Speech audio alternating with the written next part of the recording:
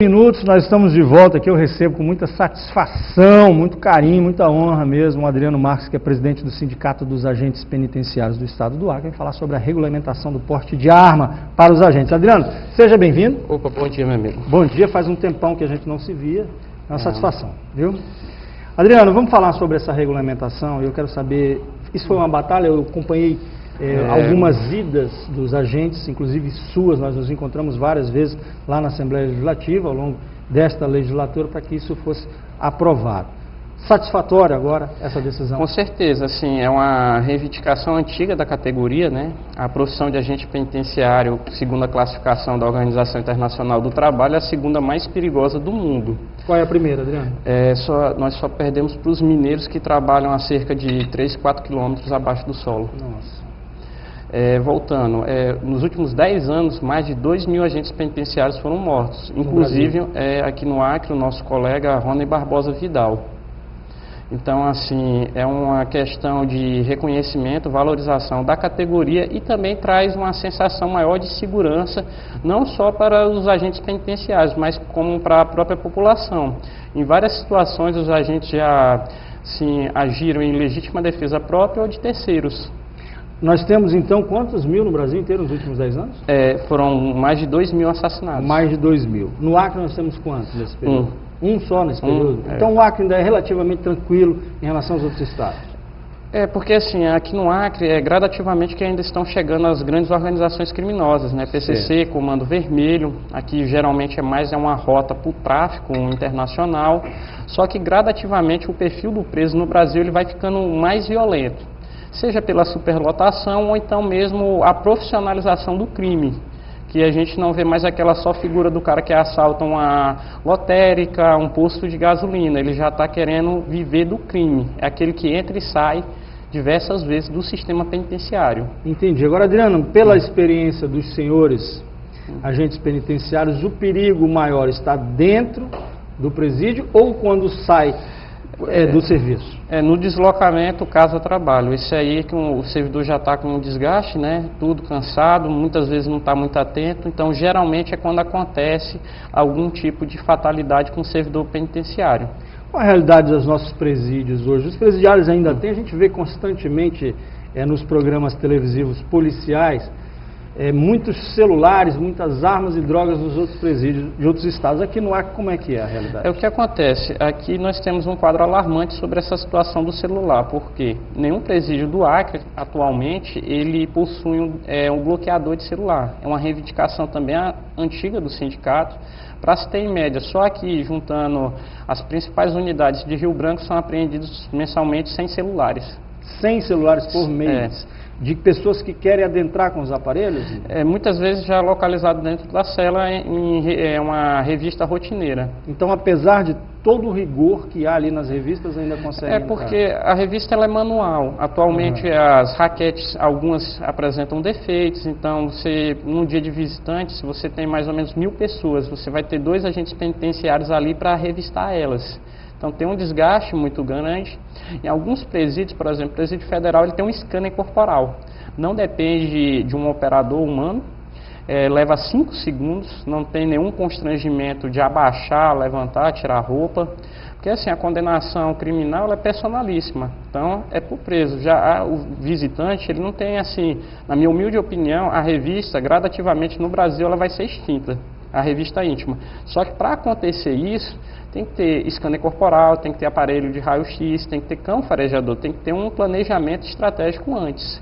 Conversava ontem aqui com o advogado Maurício Hohenberg justamente sobre essa proposta que perpassa candidaturas em todo o Brasil em relação à redução da maioridade penal. E ele me dizia da realidade do sistema prisional brasileiro, que não comporta as 325.000, 350.000, se não me engano, mandados de busca e apreensão. Aproximadamente. No Acre, como é que essa realidade, quanto, na sua opinião, precisaria ser investido nos presídios para que esses problemas pontuais que você disse fossem resolvidos? Adriano? Olha, assim, é um levantamento, a faixa assim, por baixo assim, de uns 8 milhões no mínimo. Porque Por exemplo, o sistema de vídeo ele não é muito caro, só que você tem que ter uma tecnologia para que grave 24 horas, geradores de emergência para que caso tenha pane de energia, e outra coisa, os servidores não podem ter acesso. Seja que no Acre, em outros estados já foram experiências, né, que sempre vai ter que ter assim um controle externo fora a administração do presídio. Vou até falar aqui com exclusividade, que é uma denúncia que eu recebi semana passada e fui verificar. Me ligaram na quarta-feira, por volta das 20 horas, então na quinta-feira de manhã cedinho, por volta das 5h30 da manhã eu já estava no presídio. Pavilhão H, cela 14. A cela está no porcelanato. Alguém, não sei se da direção ou do Poder Judiciário, autorizou o preso a fazer uma reforma na cela. A cela dele está no porcelanato bem bonitinho, branquinho. Pedi para o cidadão ir para o canto da cela, entrei com mais uma equipe de 3 agentes, foi feito um pente fino, que nós falamos, foi localizado um celular, um chip da operadora Claro, 2 carregadores, ele estava com 2 TV na cela, sendo uma de LED com saída USB, isso não é permitido, e também um peso de academia de aproximadamente 30 quilos. Nossa. Então, se existisse o sistema de monitoramento de vídeo, uma situação absurda dessa não aconteceria.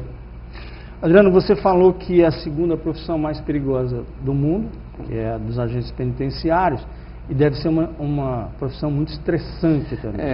Essa situação da saúde mental, que agora volta para a questão do porte de arma. Esse porte ele não é automático, né?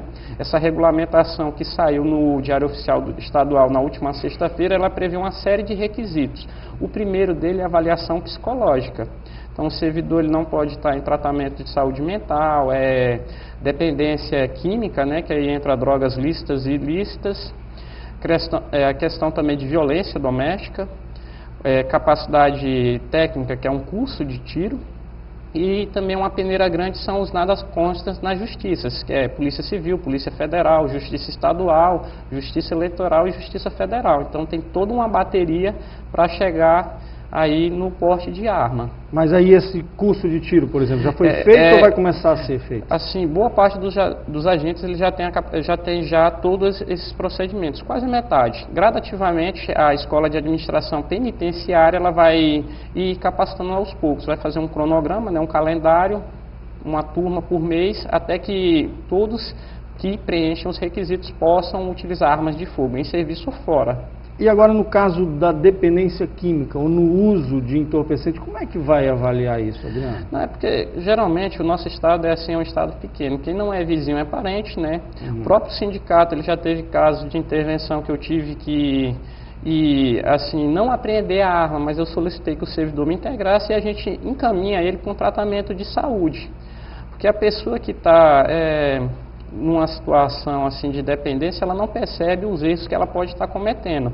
Ele é afastado com remuneração integral durante o tratamento, então basta ele querer. Não vai perder o emprego, não vai atrasar a promoção dele. Então quem tiver algum tipo de problema relacionado à dependência, basta procurar o sindicato.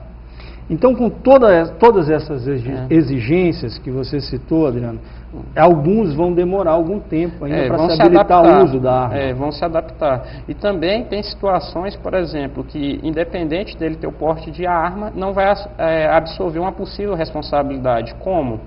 O porte ele não absorve o disparo de arma de fogo. Então, para ele efetuar um disparo, ele vai ter que estar em alguma excludente de ilicitude. Legítima defesa, etc., por aí vai. Ele não pode emprestar essa arma mesmo para outro operador de segurança pública que tem um porte de arma, é diferente de um carro. O porte de arma ele é pessoal e intransferível. Então, mesmo que seja um integrante da área de segurança pública, ele não pode emprestar essa arma. Ele tem que estar, se ela estiver ostensivamente aparecendo, ele vai ter que estar no mínimo com um distintivo, com a blusa ou um colete para se identificar. Essa arma é do Estado ou o próprio agente tem que comprá-la?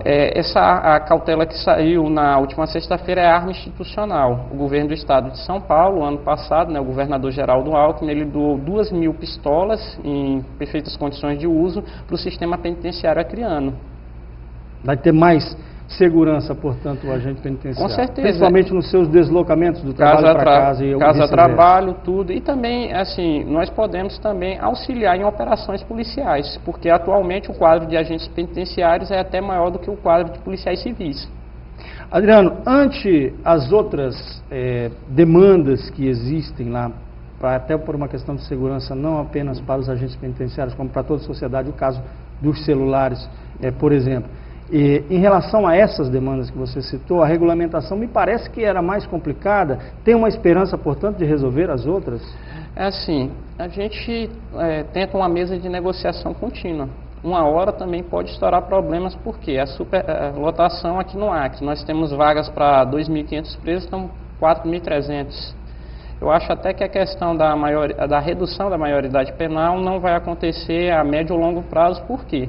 A população carcerária hoje no Brasil, segundo dados do Ministério da Justiça, ultrapassa 715 mil presos. Então nós temos praticamente a população do Acre presa a nível de Brasil. Estamos aí como o terceiro maior país que encarcera pessoas. Então tem que ser revista várias situações. Ainda há pouco eu acompanhei aquela reportagem que não é um hábito cultural de se ler, né? Então, a pessoa, é a maior arma que a pessoa pode ter, o conhecimento. Então, é algo assim que tem que ser criado. Também a ociosidade do preso. O preso tem que trabalhar, o preso ele tem que produzir. Essa questão aí do auxílio reclusão, acho que, na minha humilde opinião, tem que ser revista. A obrigatoriedade do trabalho, ele tem que ser autossustentável. Por quê? Muitas vezes eu falo sempre assim dos gastos do sistema penitenciário. 90% da receita do IAPEN é gasta com alimentação de presos. Para se ter ideia, hoje fecha quase 30 milhões anual o gasto com alimentação de presos no estado do Acre. É um absurdo, né? Outro dia mesmo, em Cruzeiro do Sul, eu falei com uma família cujo filho, há cerca de 10 anos, foi morto por um rapaz que disse: matei porque eu queria voltar para a penitenciária, porque lá eu como melhor do que aqui fora. São situações absurdas, né? Em um país sério não acontece uma situação dessa. A pessoa, não, vou cometer um crime que eu vou voltar para a cadeia. É um absurdo mesmo. Adriano Marques, querido, muitíssimo obrigado. Amigo, eu que agradeço a oportunidade mais uma vez. Sucesso e paz para todos os senhores agentes penitenciários no desempenho de suas funções. Muitíssimo obrigado a você que me acompanhou. Nós estamos encerrando o programa de hoje. Espero, com a graça de Deus, poder estar de volta amanhã e contar com a sua audiência. Tchau.